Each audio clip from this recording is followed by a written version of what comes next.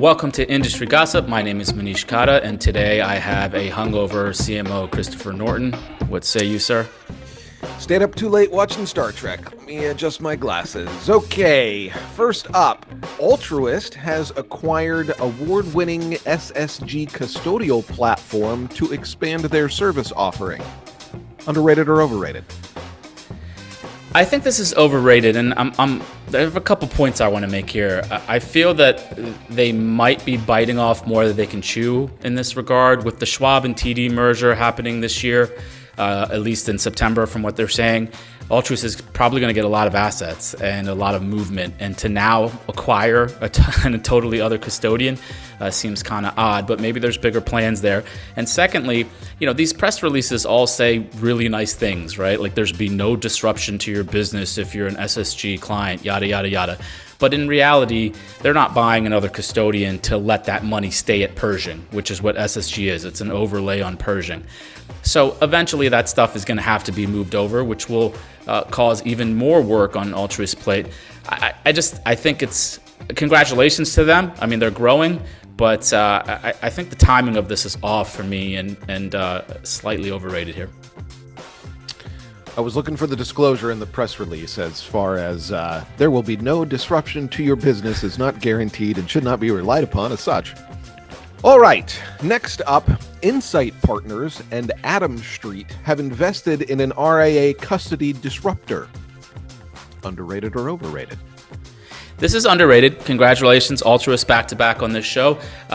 This news for them is underrated because as they go self-clearing is very expensive. There's so many agreements to keep up with in terms of mutual funds and onboarding. They need money and they need manpower, and I think getting this infusion of capital is going to do them really well, especially with all the movement that's going to happen around the Schwab TD merger later this year. So kudos to them. I think this is huge news for the industry because it now will start to put Altruist on level playing field with some of the larger custodians. And I think for people who don't like monopolies or duopolies, whatever it is at this point, this is welcome news for the RIA industry. Is this like Beetlejuice? If I mention Altruist a third time, will Jason Wink just appear? Try it.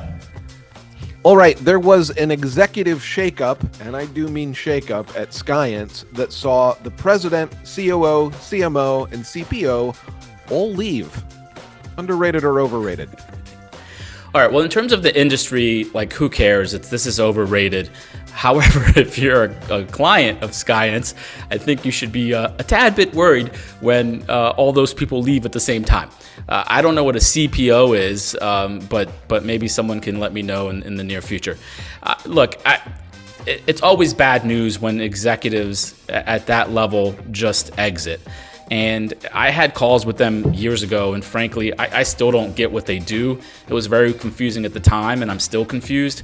So this just adds more, mystery to the pod on exactly what this company's doing. It's going to be hard to recover from your entire C-suite leaving. I don't know what that stands for either, but I can guarantee you if they were a Bay Area startup, that would be Chief Popsicle Officer. Couldn't even get that out.